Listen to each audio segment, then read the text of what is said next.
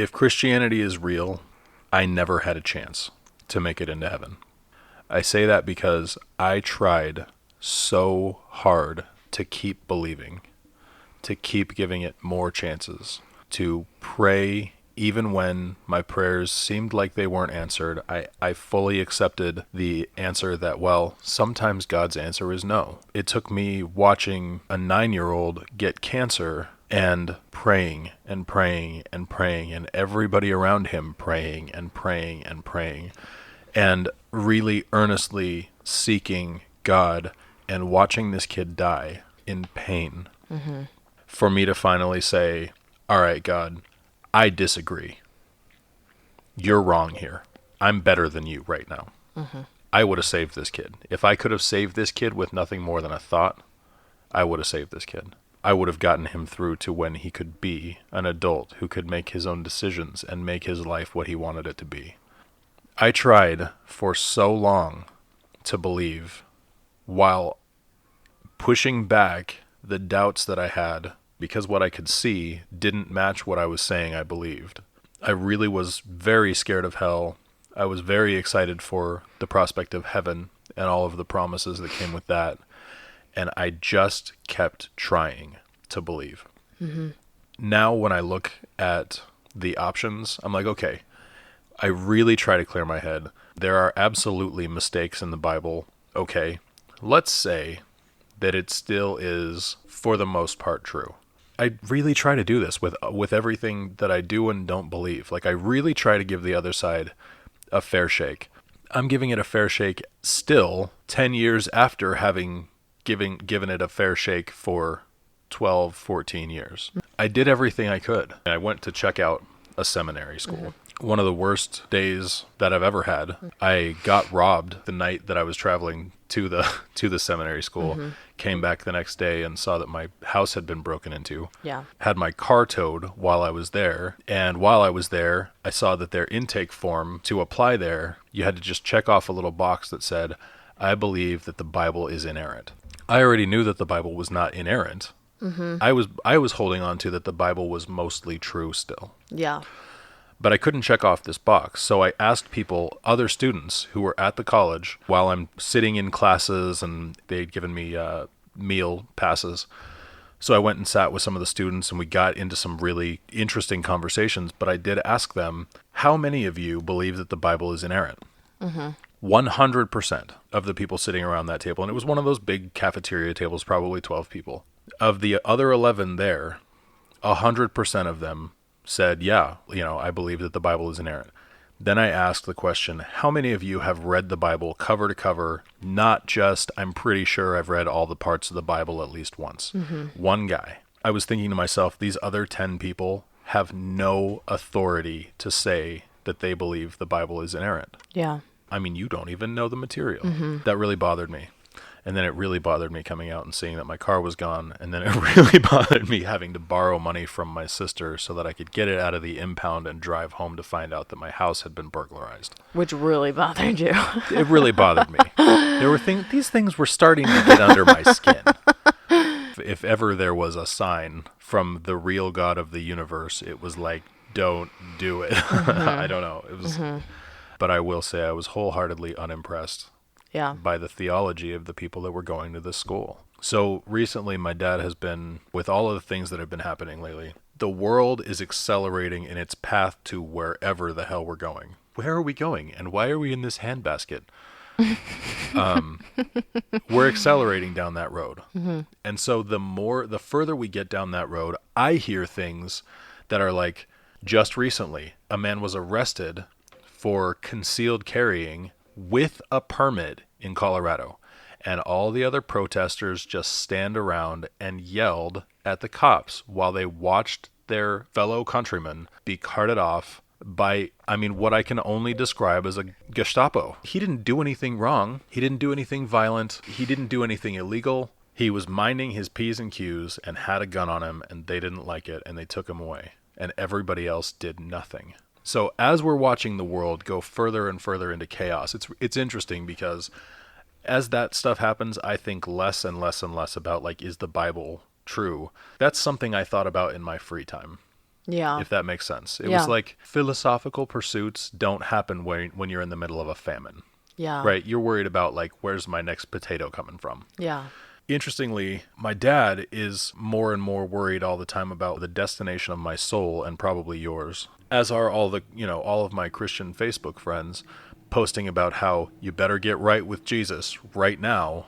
Are because they there's- really? Yeah. Wow. Because there's not much time. Oh. It's just interesting because as we all see like the end of at least an era, our minds are going in such drastically different places. Yeah. He sent me this talk, a YouTube video of a guy named James Tour, he's a very smart guy. He gives a message very much for the heart. It is not a message for your brain. And so it had me thinking this morning, like, it is a heart thing. If you're going to stay in, it's because you've had a pastor who does that same kind of thing. Talks to your heart. He's not really talking to your brain. So if your brain is engaged, you might have problems. And I've even heard during messages in church, there's 13 inches between heaven and hell. And they're pointing to their chest when they say heaven. And they're pointing to their head when they say hell. Whoa. They're saying, if you think too much, you're in a very dangerous position. Don't overthink this. Okay? Yeah. Don't ask too many questions, you Yeah. know? And that really always bothered me. Mm-hmm. And so when I did start to question it, it was just like there were holes everywhere. It's the Jenga tower. Mm-hmm. When you make a move inside of a structure that doesn't really have anything really holding it together, what you're left with is a hole. Yeah. And that's what I have found with Christianity over and over and over. These bricks are just so loosely held together, and just the smallest questions can take them out of place. And it's such a delicate balance, too. That's why people don't want to question any of it. Mm-hmm. They don't want the first thing to be wrong, because then what else is wrong? And how many things am I going to have to give up so that I can be closer to, the truth? Mm-hmm. So they don't go into questioning it. I really do believe that's why most people don't question it. They would much rather just they're content right now. They don't need anything else. Yeah. They don't want anything else. Not interested in your questions. All I know is that I like where I'm at. And fine. I don't have any problem with people believing in God. My only problem has ever been with, like, does the way that you practice your religion cause harm to other people? And I mean in any way. Mm-hmm. We can talk about that at another time, if religion's harmful or not. I would really like to host a debate about that, actually. So that's kind of where I'm at this morning. Yeah. If Christianity is real, then God never chose me. God did not want me on his team. Yeah. Because I went to every tryout. I did my best. Mm-hmm. And I didn't get spoken to. I didn't get my prayers answered. I didn't get anything out of it. Yeah. And how selfish is that? That I would Yeah. expect to get something from the God that I gave my life to. And you're in. You're in it. Yeah. That's what I think is really important, because it's, like I said, it's not like you're sort of on the fence. Like, sometimes I go to church. No. Sometimes I Oh stay my home and gosh. watch football. No, every week. Mm-hmm. And so much so that when other people stayed home to watch football, man, I just feel sorry What for a them. shame. It really Yeah. is. It's such a shame. Yeah. We've got these Christmas, Easter crowd that's going to come in, and mm-hmm.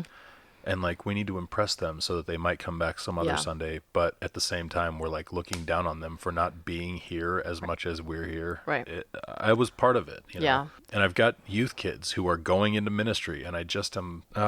Yeah. I shake my head Yeah. at who I was, and I wish I could go back and give them a more realistic picture of what the Bible is. You can get great lessons from it, but you don't have to swallow it hook, line, and sinker. You just said that you were frustrated. So you're frustrated with having to defend your position. It sort of seems like that's sort of where I am. It just seems that you're maybe feeling offended at the idea that you haven't tried hard enough. When it's like, I can only imagine, and having so much struggle, like as a young adult, and you're trying so hard and you see all of this stuff happening around you, and you're really earnestly trying so hard, and nothing. Like, you didn't do a good enough job of searching on your own. Right. And trying, So there's- pleading with God, Right. There's the verse about powerful and effective are the prayers of a righteous man. Mm-hmm. And I saw my prayers go unanswered so many times, and it was just like, am I not good enough? Yeah. And I heard so many times about this being a personal, it's not a religion, it's a relationship. And I'm like, well, come over. Yeah. Come over sometimes. Yeah. Can you call me sometimes? Can you talk to me? I'm doing a whole lot of talking. And then I realized at some point, and this was years before I really started to give up, maybe I'm not listening enough. Maybe I'm not spending enough time in quiet meditation, listening for that still small whisper of God. And so I really dove into that. I really dove into just being quiet, settling my soul, not having distraction noise always around me. And I spent, a year and a half alone most of the time. It was very lonely. But why was it lonely? Because I was alone. Yeah. What more explanation do I need? Why is it that I can communicate? And honestly, I'm trying to give as much time for God to answer as I am speaking. And why is it that I'm sitting in this room alone and I really do feel alone? Yeah. At some point, my doubts grew more and more to the point where I was like, where are you? I'm trying. I'm doing everything I can do over here.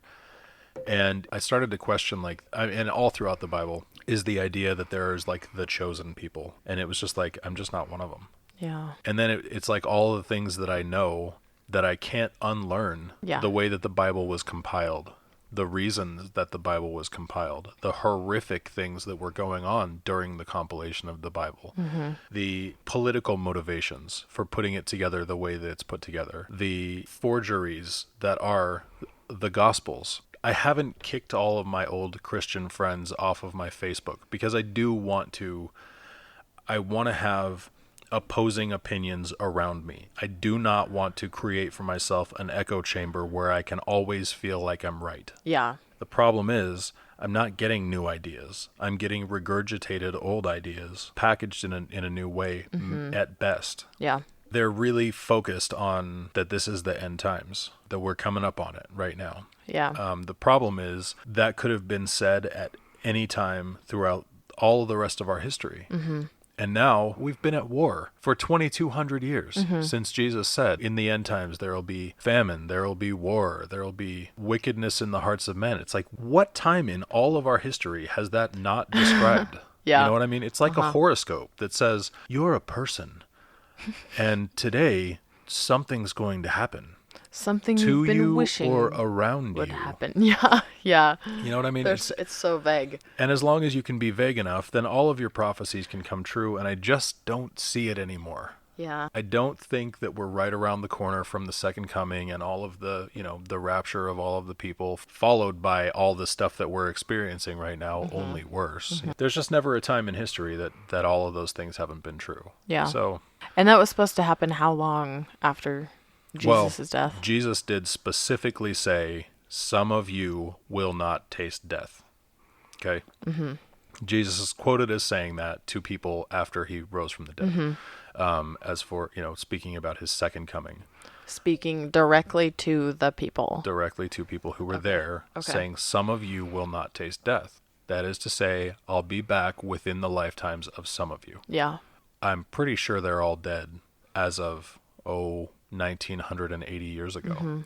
What's did the plan change or what? Yeah. I really try to accept the idea that maybe I'm just bitter about having not been accepted into the chosen people, but then it's all the other stuff too. If I were to accept it again, I'd have to accept that God needs blood. God's gotta have blood, and not just blood, but the most innocent blood that there is. That's the best thing for God. To see the spilling of innocent blood. To be able to forgive. To be able to forgive. Yeah. Right. To have access to forgiveness, which I can just do. Me as a mere human, I can just do that. I don't need to smell the burning carcasses of animals or, see a perfect being crushed.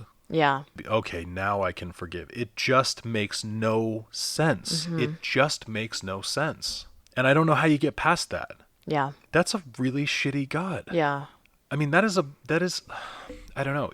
The other thing too, I was always taught, there was the 1980s, they called it the Satanic Panic, which was when Dungeons and Dragons was out and AC/DC and, all of these satanic things, all of this focus on magic, and now we've got Harry Potter, which is of the devil. It's up to you what it is. Okay, let me ask you a question. So you said that you're not sure if you're bitter because you weren't part of the chosen people. I don't think you're there because I don't think you believe in any religion. right? Right. No, no, no. All I was saying when we were talking this morning was like, if the Bible is real, I'm not in the club. Yeah. You know, if the Bible is real, all I could have for God is bitterness. I don't believe that that's what God is. Yeah. And I don't have bitterness for God, like, or for what I believe God is, right? So I was referencing the satanic panic, and I remember being taught how many things were satanic. Utmost of those things was like sacrificing animals Yeah. to Moloch or Yeah. to Lucifer, to Yeah. whatever. That's highly satanic, Mm-hmm. right? There are a lot of Satanists that aren't going that far. Yeah. You know, and I mean, this is what I was told. You know, if they're really, really evil, sacrificing humans and virgins, Yeah. and they're looking for the most innocent blood to be spilled. It sounds Sounds like the God of First the Bible. Testament. You know what I'm God, saying? yeah. Like, well, it's no, that's the whole thing. That's all through the New Testament. I mean, like, God goes from asking for animal sacrifices because the burning flesh was pleasing to his nostrils to now we're stepping it up a notch with a human sacrifice. Yeah. And not just any human, the best human. Gotta kill him. Yep. And horrifically. I mean, is that really God? For me, it's a no. Right. It's not even a maybe. Yeah. And my dad's going to keep sending me videos like this, and I feel like I just don't have time for it anymore. Like, there are better things to think about. Even if it is all real and I'm just not in the club, how much more time am I going to spend thinking about it? Right. How much more effort am I going to put into prayer and listening for a reply that is not coming?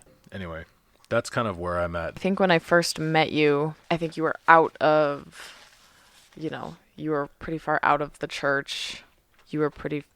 I would say you were out of the religion for the most part. I see the way that you dive into things, and I see the way you study things and research things, and you don't do it carefree, and you're not sloppy when it comes to stuff like that. You are very diligent, and I'm not a dip the toe kind of guy. right, no, Like, definitely not. If I want to look into it, I am cannonball guy. Yeah. So you can imagine how hard I pursued this Yeah.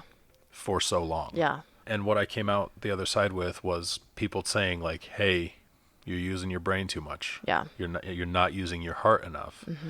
And it really is like when I use my heart, I really do feel very connected to other people. I feel connected to the beauty of the world around me. I am in awe of the organization, the systems. It's amazing to me. It really is amazing. When I use my brain, I come to the same conclusions. All of that stuff is equally impressive, Yeah. amazing Yeah. to my brain. Yeah.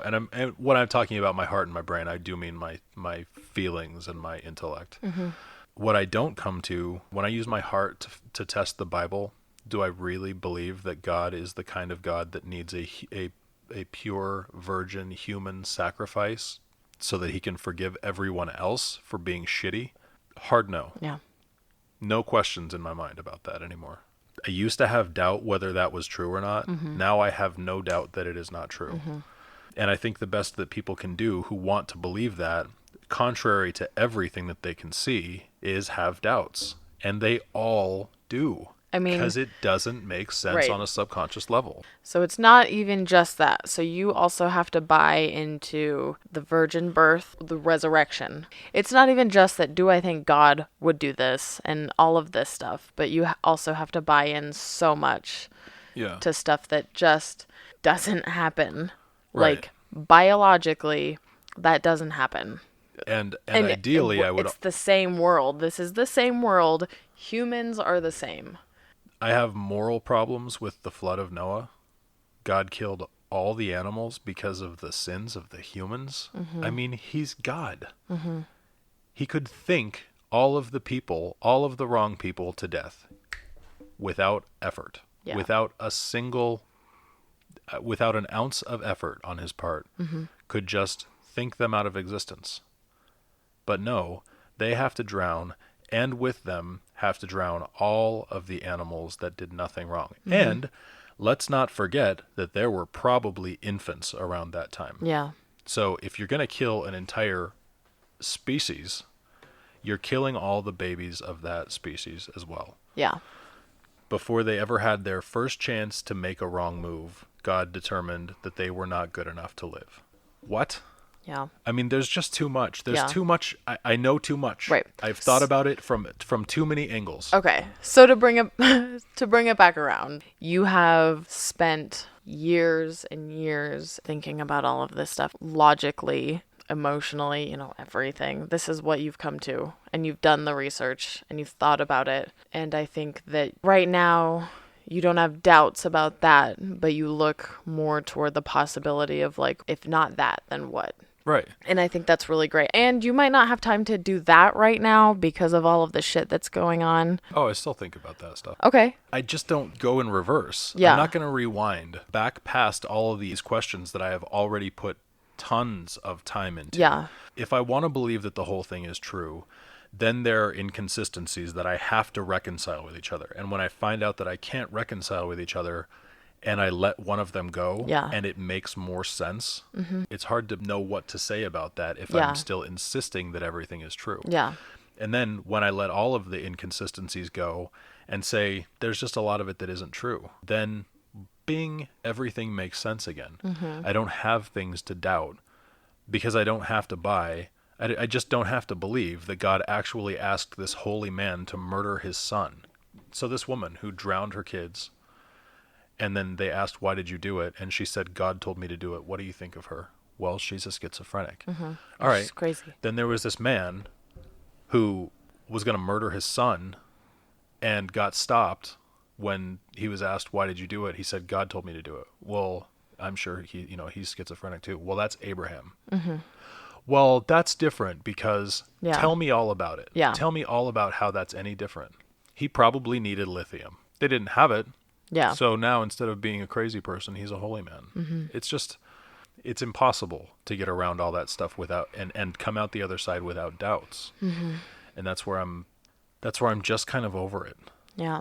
Yeah. And there is a hopeless sense for me where even if it is all perfectly true and I just can't understand it because my human brain is too small, I'm not in anyway. Yeah.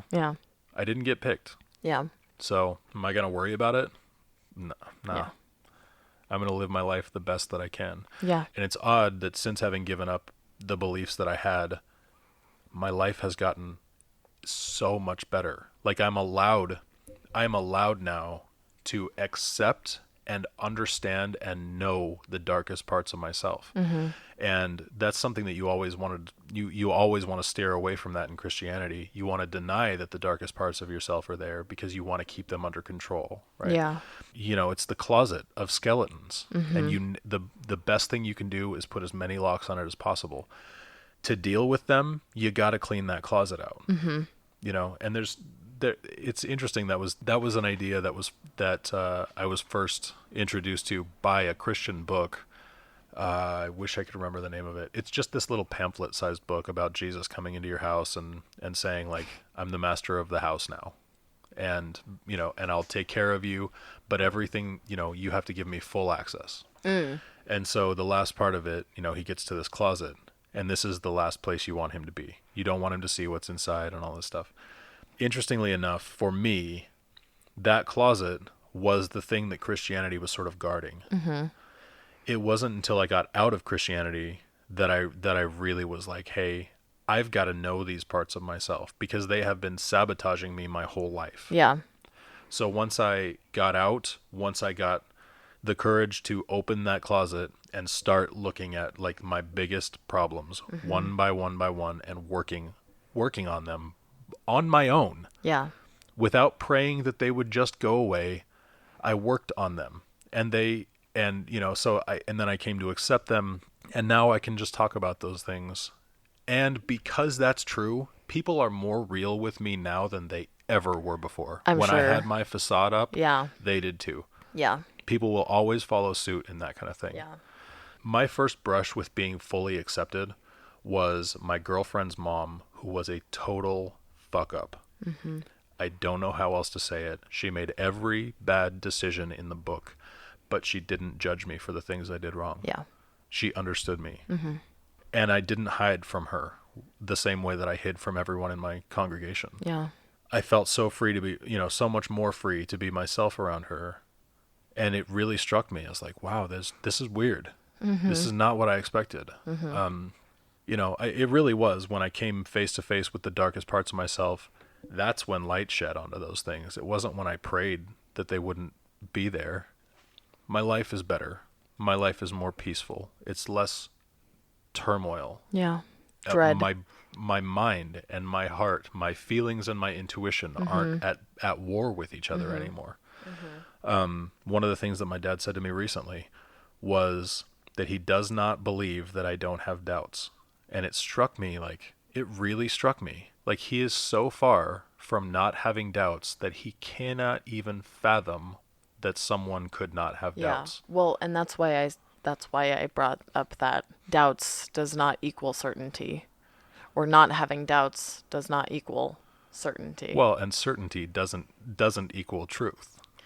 Yeah. You can be certain of something that's wrong. Flat earthers are certain the Right. earth is flat. Right. They'll go to any lengths they'll throw away gravity to keep the earth flat. Yeah. And Christians will throw away a God who doesn't want human sacrifice of the most innocent blood to keep Christianity right. And it's a big problem. Yeah. So I do have I have a moral problem with Christianity. Yeah. My morals are better than the Bible, Yeah. and I know that's a heresy. That's one of those things, like, you cannot say that. Yeah. But that's why the church is changing. That's why the messages that are getting delivered from the pulpit, they're better messages than the Bible. Yeah. They stay away from the really rough parts of the Bible because they're better than that. Yeah. Yeah. They don't want that to be in there. Right. The problem is that at the same They still time, won't denounce it. yeah, at the same time they won't say, like, we don't believe this part. So I would encourage people to test every claim one by one and decide if it's good one by one. If it's love and it's good, accept it. If it's forgiveness and it's good, accept it. If it's community, if it's all of the fruits of the Spirit, peacefulness, patience with other people, all those things, accept it. If it's slavery, denounce it. Say that slavery is wrong and has always been wrong, and the person who said that God said slavery was good was wrong. Yeah. Just say that. Right. Just say it. Yeah. God's not going to come get you. I think that's an easy one for people, People are like, well, yeah, we all know slavery is wrong. But it's not. I mean, it's so specifically said in the Bible that God called for slavery and told people how to beat their slaves. But today, in our day and age, most people would say, yes, slavery is wrong. Right. But they stop short of saying that the Bible is wrong in calling slavery right. They won't go that far. Yeah. And I'm like, that really is just step one. Yeah. And they know it, which is why they won't cross that line. Yeah. That's the slippery slope that we've always heard tell about. All right, I'm going to call it. It's been a long talk. Yeah. I mean, I think it was good, It's I like the range of conversations and topics that we have. Keeps it fresh. Yeah. Yeah. Anyway, I am going to worry about things that are happening right now, and I do want to, I want to keep this channel on track with what needs to happen in our world today, because we need to stay focused. We need to pay attention right now. So I'm going to try to keep everything on track with that. Okay. And this does feel a lot like it feels like a distraction. So anyway, thanks for listening, and subscribe, do whatever you got to do. We're going to start, we're probably going to start putting these on a different channel. We need a dedicated channel for this. So when we we weren't really intending, I don't know if we intended for this to be a thing, but it seems like it's kind of turning into a thing. Why not do it if it's not going to be a thing? No, you're right. Sure.